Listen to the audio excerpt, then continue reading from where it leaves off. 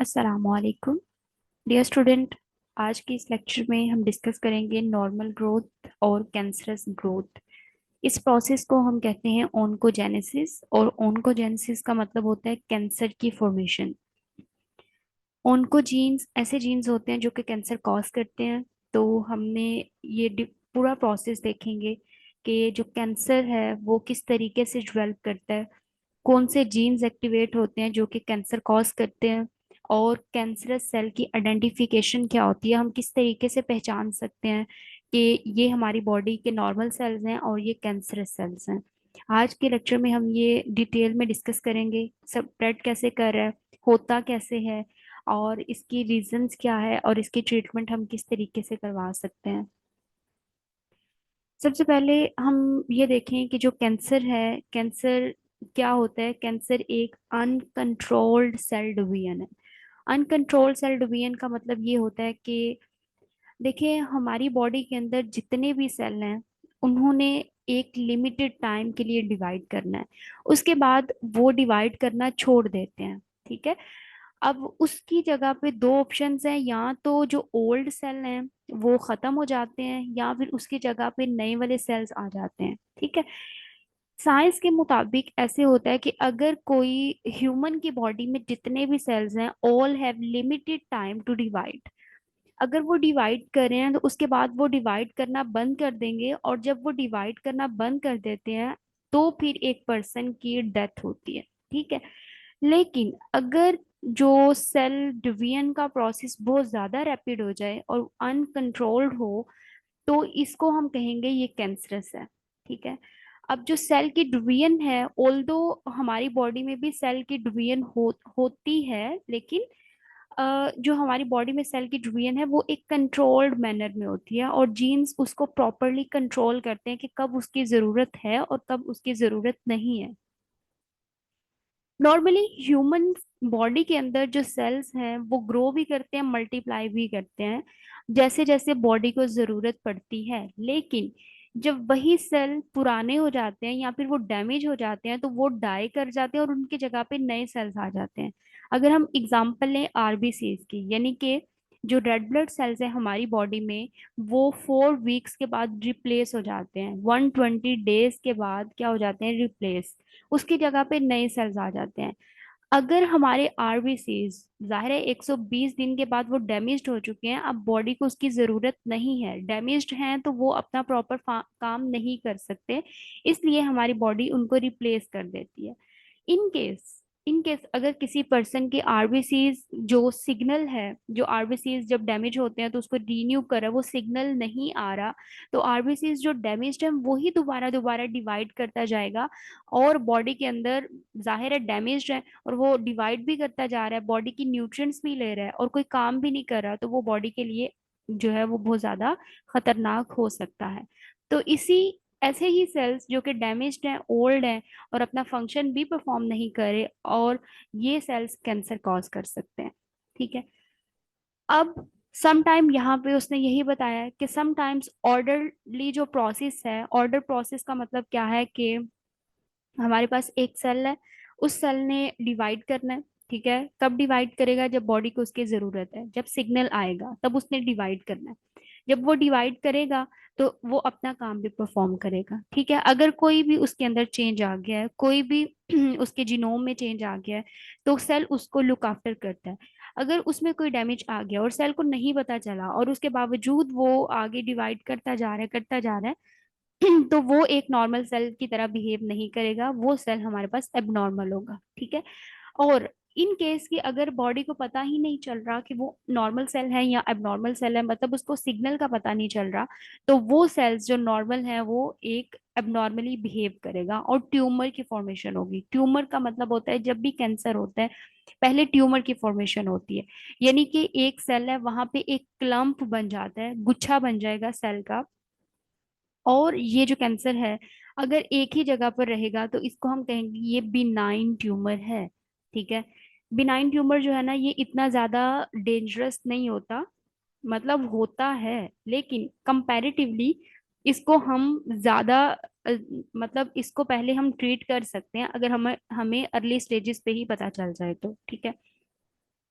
अब जैसे आपको यहाँ पे सामने स्क्रीन पे नजर आ रहा है कि जो बिनाइन ट्यूमर है, this one is a benign tumour, ठीक है।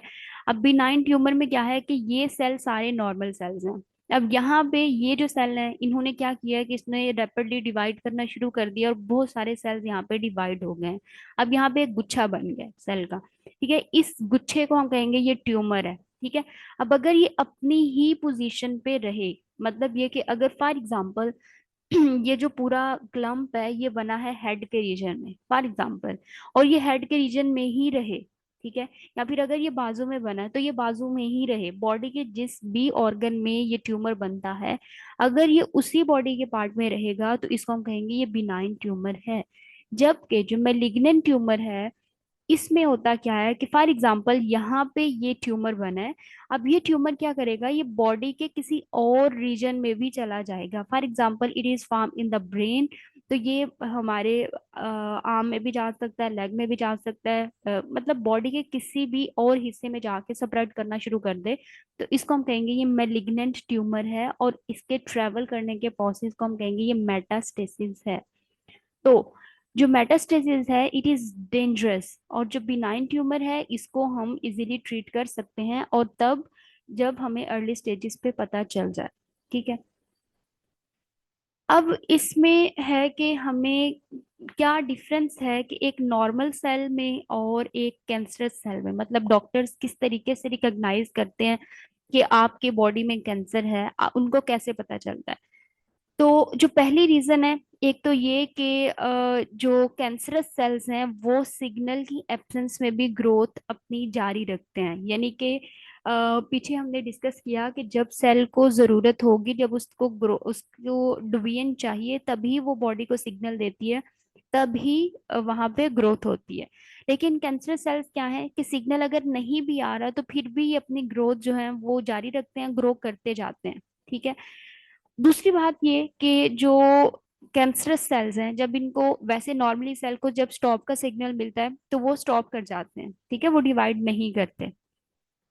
लेकिन जो कैंसरस सेल्स हैं, अगर इनको सिग्नल भी आ रहा है तो इस सिग्नल को ये इग्नोर करते हैं और कॉन्टिन्यूसली ये डिवाइड करते जाते हैं, ठीक है।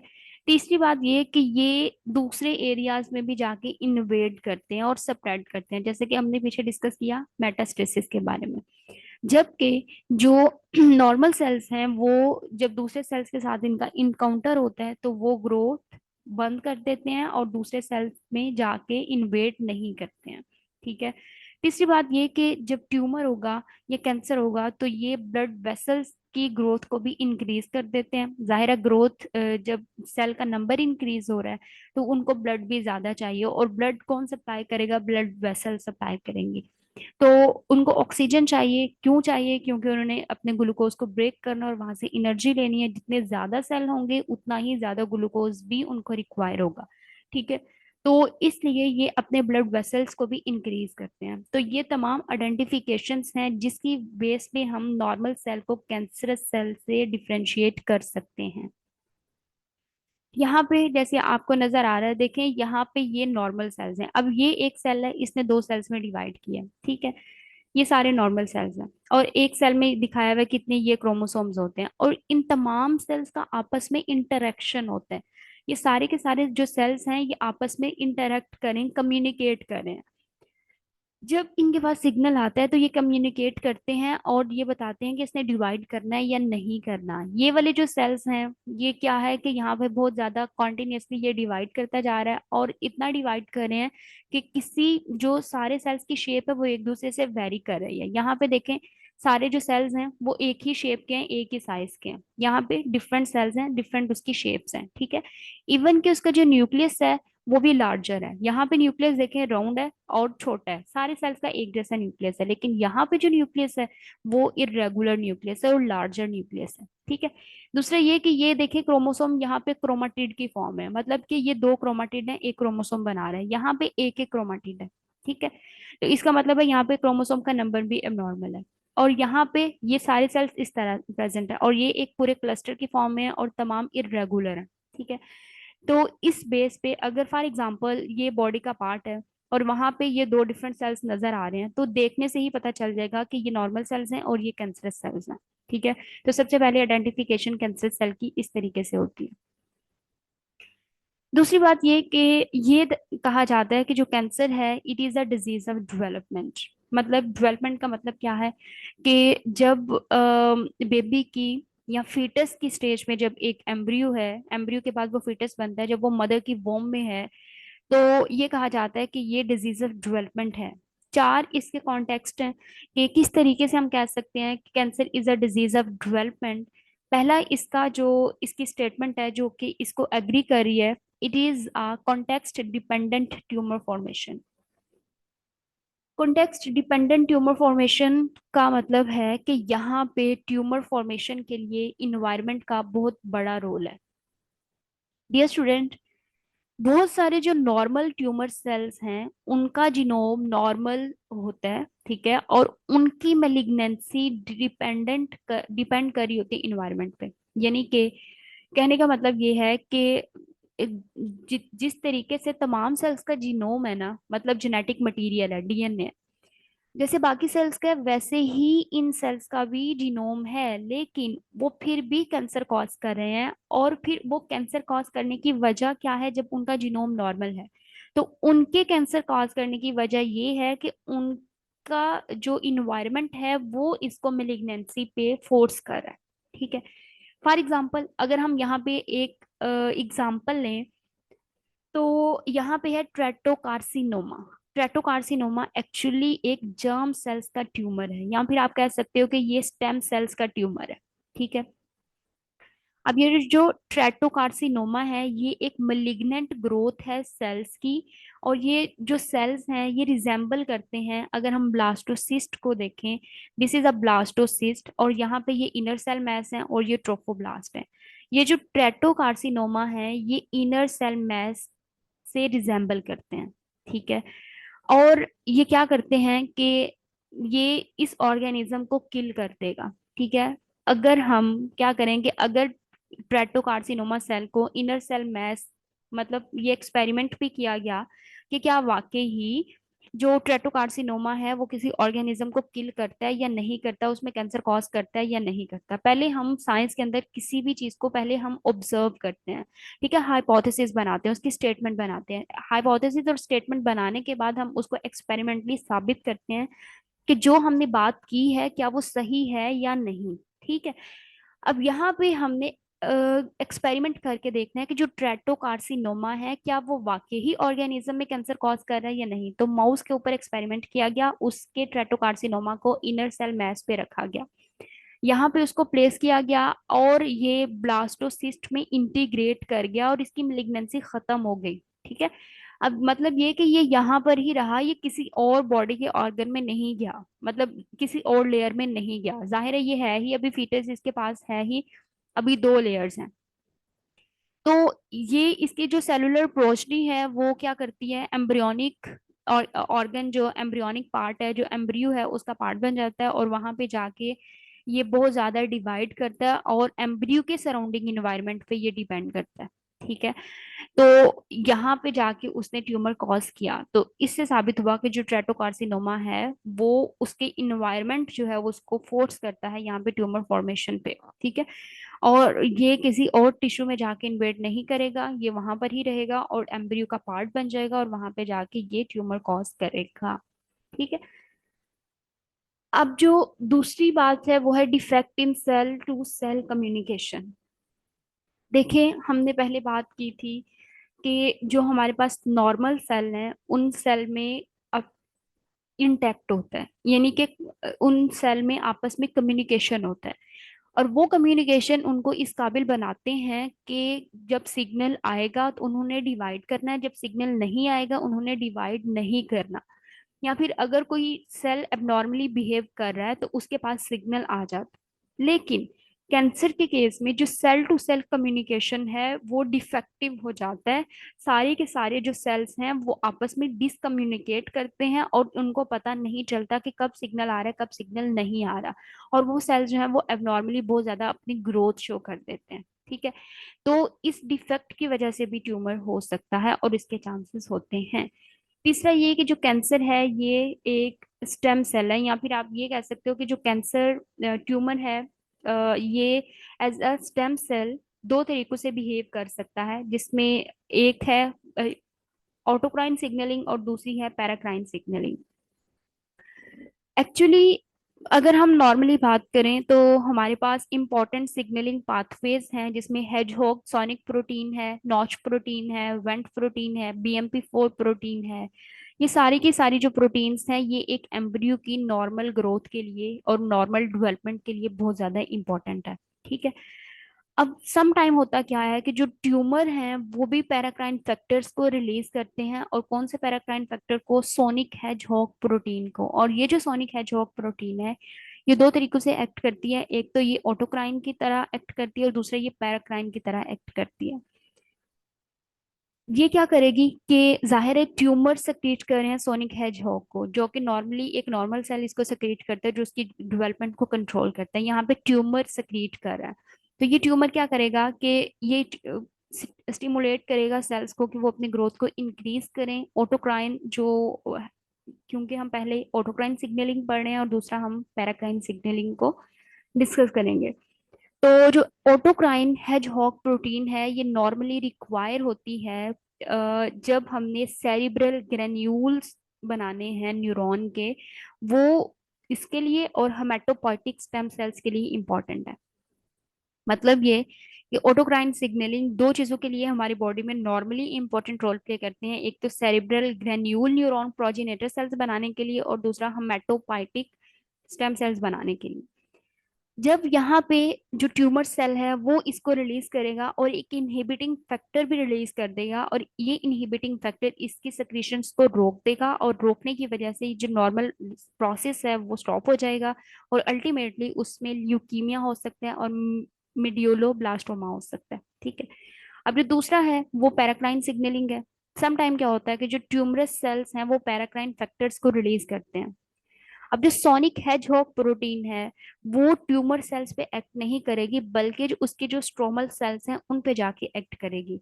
और जो उसके स्ट्रोमल सेल्स हैं वो एक और फैक्टर को रिलीज करते हैं, और वो फैक्टर है इंसुलिन लाइक ग्रोथ फैक्टर। ये जो इंसुलिन लाइक ग्रोथ फैक्टर है, ये ट्यूमर को ग्रोथ को बहुत ज्यादा सपोर्ट करता है, और जितना ज्यादा insulin like growth factor produce होगा, उतना ही सेल की डिवीजन बहुत ज्यादा रैपिड होगी, और जितनी ही इसकी डिवीजन रैपिड होगी उतना ही ट्यूमर की जो ग्रोथ है वो भी ज्यादा होगी।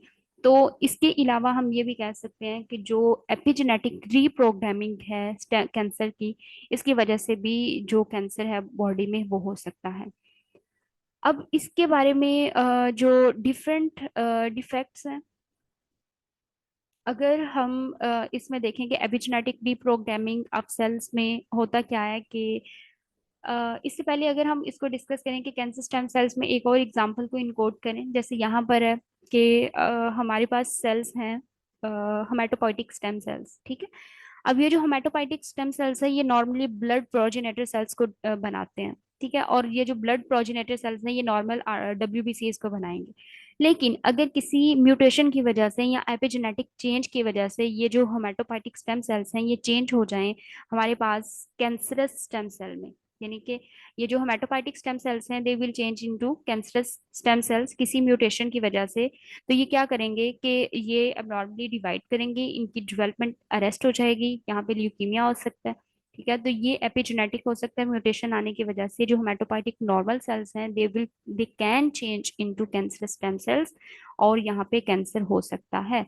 अब जो लास्ट वाला स्टेप था वो है epigenetic reprogramming of the cancer. यहाँ पे है कि मिथाइलेशन पैटर्न जो मेमेलियन जीन्स का है वो चेंज हो जाता है with the passage of time. ठीक है। मतलब ये कि अगर मिथाइलेशन, मेमेलियन जीन जो है ना उनकी मिथाइलेशन होती है, अगर वो पैटर्न चेंज हो जाए तो उसकी वजह से भी क्या हो सकती है, एजिंग हो कैंसर हो सकता है। दो जीन्स हैं जो कि सेल डिवीजन को कंट्रोल करते हैं, एक है ऑन्कोजीन्स और दूसरे होते हैं ट्यूमर रिप्रेसर जीन्स। जो ऑन्कोजीन्स हैं ये सेल डिवीजन को प्रमोट करते हैं। ठीक है। और सेल एडहेजन को रिड्यूस कर देते हैं, और जिसकी वजह से सेल की डेथ हो सकती है। ठीक है। जो ट्यूमर रिप्रेसर जीन्स हैं, एक्चुअली ये ट्यूमर को रिप्रेस कर रहे हैं, लेकिन सम टाइम क्या होता है कि इसमें चेंज आने की वजह से बजाय इसके कि ये ट्यूमर रिप्रेस कर रहे हैं, ये ट्यूमर की ग्रोथ को इन्हांस कर देंगे, और जिसकी वजह से ट्यूमर जो कैंसर है वो हो सकता है। ठीक है। तो ये डिफरेंट रीजंस हो सकती हैं यहाँ पे, कि हो सकता है कि एक कैंसर जो है उसमें फाल्टी मिथाइलेशन हो रही है या फिर उसमें डीमिथाइलेशन हो रही है, तो इन दोनों की वजह से जो है वो कैंसर हो सकता है। इनअप्रोप्रिएट मिथाइलेशन भी हो सकती है, फॉल्टी मिथाइलेशन भी हो सकती है, और डीमिथाइलेशन भी हो सकती है। अगर ये तीनों प्रोसेसेस हो रहे हैं तो उसकी वजह से क्या होगी, कैंसर हो सकता है। नॉर्मली जो अगर मिथाइलेशन होगी तो उसकी वजह से कैंसर नहीं होता, अगर डीमिथाइलेशन और इम्प्रॉपर मिथाइलेशन होगी तो उसकी वजह से कैंसर हो सकता है। And these are the major causes जिसकी वजह से हम ये कह सकते हैं कि cancer is a developmental disease. ठीक है, अब हम ये देखते हैं कि ये कैंसर जो है ये एक्चुअली डेवलप किस तरीके से कर रहा होता है। बेसिकली अगर हम देखें, जो कैंसर है इसको, ये कब कॉज होता है, जब जीन्स के अंदर चेंज आते हैं। ठीक है, अब जो जीन्स हैं ये क्या होते हैं कि अगर हम यहाँ पे, आपको स्क्रीन पे नजर आ रहा है कि हमारे पास ये है एक सेल, और ये है उसके सेल के अंदर न्यूक्लियस, और न्यूक्लियस के अंदर प्रेजेंट होता है हेरिडिटी मटेरियल यानी कि क्रोमोसोम्स। ठीक है, अब अगर हम इन क्रोमोसोम्स को ओपन करके देखें तो इसमें डीएनए और हिस्टोन प्रोटीन होती है, जो कि आपको यहाँ पे नजर आ रही है। ठीक है, अब जो डीएनए का एक छोटा सा टुकड़ा है वो है जीन, और ये न्यूक्लियोटाइड से मिलके बनता है। अगर ये न्यूक्लियोटाइड में कोई भी चीज, अब ये न्यूक्लियोटाइड है, गवानीन है, साइटोसिन है, एडेनिन और थायामिन, अगर इनमें से किसी भी न्यूक्लियोटाइड में कोई भी चेंज आ गया, यानी कि ये पूरा ऑर्डर सीक्वेंस होना चाहिए, अगर जी के बाद सी है तो जी के बाद सी ही होना चाहिए, और सी के बाद ए है तो ए ही होना चाहिए। अगर यहाँ पे जी के बाद सी की बजाय ए आ गया है तो ये न्यूक्लियोटाइड का सीक्वेंस चेंज हो जाएगा, और जब न्यूक्लियोटाइड का सीक्वेंस चेंज होगा तो वो प्रोटीन को सही से इनकोड नहीं करेगा। जब प्रोटीन सही से इनकोड नहीं होगी तो यहाँ पे चेंज आ जाएगा, और ये चेंज कैंसरस हो सकता है। ठीक है, तो जेनेटिक चेंज आने की वजह से कैंसर हो सकता है। एक तो म्यूटेशन जो एपिजेनेटिक है, यानी कि जेनेटिक चेंज, म्यूटेशन आने की वजह से ये जीनोम चेंज हो सकता है, जिसकी वजह से अबनॉर्मल प्रोटीन बनेगी, और हो सकता है कि ये जो चेंज है वो हमारे लिए कैंसरस भी हो सकता है। ठीक है, यहाँ पे अगेन आपको एक नॉर्मल सेल दिखाया हुआ है और एक कैंसरस सेल दिखाया हुआ है। This is the appearance of normal cell, और यहाँ पे जो सेल्स हैं वो एबनॉर्मली बहुत ज्यादा ग्रो किए हैं, और ये कैंसर सेल्स हैं। ठीक है, उसके बाद है कि डिफरेंट टाइप की जो जीन्स हैं वो कैंसर कॉज कर सकते हैं। अब इनमें अगर हम मेजरली डिस्कस करें तो तीन तरह के जीन्स हैं: proto oncogene, tumour repressor gene, suppressor gene भी आप इसको कह सकते हो, DNA repair genes. Dear student, जो प्रोटो ऑन्कोजीन्स हैं they are normal genes in our body. Proto oncogenes non cancerous genes हैं, and it is a very very important MCQ in board exams, in PPSC exams and certain exams. यहाँ पे students यही confuse हो जाते हैं कि जो proto oncogenes है ये कैंसरस हैं या non cancerous. Actually proto oncogenes हमारी बॉडी में नॉर्मल रोल प्ले कर रहे होते हैं।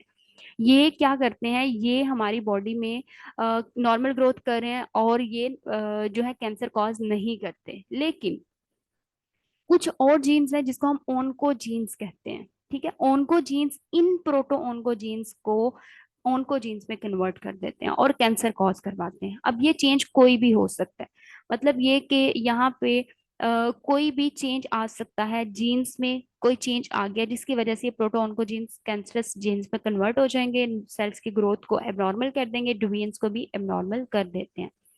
दूसरा है ट्यूमर सप्रेसर जीन। अब ये जो ट्यूमर सप्रेसर जीन है, आपको नाम से पता चल रहा है ये ट्यूमर को सप्रेस करें, यानी कि ट्यूमर को नहीं होने देंगे। लेकिन ये क्या करेंगे, कुछ यहाँ पे अल्टरेशन आ गई है, कुछ चेंज आ गया, कोई म्यूटेशन आ सकती है, कोई इन्वायरमेंटल फैक्टर हो सकता है, कोई बैक्टीरिया हो सकता है, कोई वायरस हो सकता है जो आपकी बॉडी में इंसर्ट हो गया, और इस ट्यूमर सप्रेसर जीन को ये एक्टिवेट कर देगा। एक्टिवेट करने के बजाय इसको डिप्रेस कर देगा। ठीक है, अगर ये एक्टिवेट होगा तो ये ट्यूमर को नहीं होने देगा, और अगर ये एक्टिवेट नहीं होगा तो उसकी वजह से ट्यूमर हो सकता है। तो इसमें अल्टरेशन आएगी, और बजाय इसके कि ये ट्यूमर को सप्रेस करे, ये ट्यूमर को एक्टिवेट कर देगा। ठीक है, तीसरी मेजर रीजन हो सकती है डीएनए रिपेयर जीन्स। देखो नाम से पता चल रहा है डीएनए रिपेयर जीन। हमने बात की थी सेल डिवीजन की। सेल डिवीजन में क्या होता है कि हमारे पास दो फेजेस होती हैं, एक इंटरफेस होती है और दूसरी एम फेज होती है। इंटरफेस में तमाम प्रेपरेशंस होती हैं जो कि एम फेज में चाहिए, यानी कि एम फेज में डिवीजन होनी है, और डिवीजन होने के लिए जो तमाम चीजें चाहिए वो हमारी इंटरफेस में बन जाती हैं। ठीक है, अब जो हमारे पास इंटरफेस है उसकी भी डिफरेंट फेजेस होती हैं, G1 फेज है, S फेज है, G2 फेज है। अब एस फेज में डीएनए की सिंथेसिस होनी है, लेकिन सिंथेसिस तब होगी अगर हमारे पास न्यूक्लियोटाइड का सीक्वेंस बिल्कुल ठीक है, वहां पे हमारे पास प्रोटीन्स हैं, इंजाइम्स हैं, तमाम चीजें हमारे पास रेडी हैं, तो फिर ही उसको हम एस फेज में बेचेंगे। अदरवाइज हम उसको एस फेज में नहीं बेचते। अब यहाँ पे डीएनए रिपेयर इंजाइम्स होते हैं जो कि क्या करते हैं, रेप्लिकेशन हो रही है, न्यूक्लियोटाइड सही से ऐड हो रहे हैं, ठीक है। अगर न्यूक्लियोटाइड सही से ऐड नहीं होते तो वहां पे एक इंजाइम एक्ट करता है, डीएनए रिपेयर इंजाइम, जो कि वहां पे देखता है कि प्रूफ रीड कर रहा होता है कि क्या न्यूक्लियोटाइड सही अटैच हुए हैं या नहीं। अगर सही अटैच नहीं होते तो उसको सही अटैच करता है, यानी कि डीएनए को रिपेयर कर रहा है वो। लेकिन अगर ये डीएनए रिपेयर इंजाइम जो है इसमें कोई म्यूटेशन आ जाए और इस म्यूटेशन की वजह से डीएनए की डुप्लीकेशन हो सकती है, उसके जो जीन्स है उसमें डिलीशन हो सकती है, उसमें डुप्लीकेशन हो सकती है, उसमें इन्वर्जन हो सकती है, और इसकी वजह से कैंसर हो सकता है। तो ये जो नॉर्मल आपकी बॉडी के जीन्स हैं इसमें भी किसी भी किस्म का चेंज आने की वजह से these normal sales could be change into cancerous cells. अब हमारी बॉडी में कैंसर फैलता कैसे है? एक्चुअली हमने शुरू में डिस्कस किया था कि कैंसर की दो टाइप्स हो सकती हैं, एक बिनाइन है और दूसरा है मेलिग्नेंट। जब मेटास्टेसिस का मतलब होता है ट्रेवल, यानी कि बॉडी के किसी एक हिस्से में बना है और दूसरे हिस्से में जाके ये स्प्रेड कर रहा है, तो इसको हम कहेंगे ये मेलिग्नेंसी है या फिर मेटास्टेसिस है। जैसे कि अगर हम ये डिस्कस करें कि मेटास्टेटिक कैंसर जो है ना, ये सेम नेम है और सेम टाइप का कैंसर है एज इन ओरिजिन और प्राइमरी कैंसर। फॉर एग्जांपल अगर हम ये कहें ब्रेस्ट कैंसर जो है वो मेटास्टेटिक ट्यूमर है लंग में, ठीक है। अब उसको हम ब्रेस्ट कैंसर ही कहेंगे, उसको हम लंग कैंसर नहीं कहेंगे, ठीक है। तो ब्रेस्ट कैंसर जाहिर है पहले अगर वो लंग में भी जा रहा है, लेकिन पहले कहाँ बना था, वो ब्रेस्ट में बना था, तो वो ब्रेस्ट कैंसर ही रहेगा। वो इन्वेड कर सकता है, लेकिन जहां पे बना है उसी का हम नाम भी उसको वैसा ही देंगे। तो ये पूरी बॉडी में भी फैल सकता है अगर ये मेटास्टैटिक होगा, ठीक है, यानी कि ये मलिग्नेंट होगा तभी ये स्प्रेड करेगा, अगर ये बिनाइन है तो फिर ये स्प्रेड नहीं करता।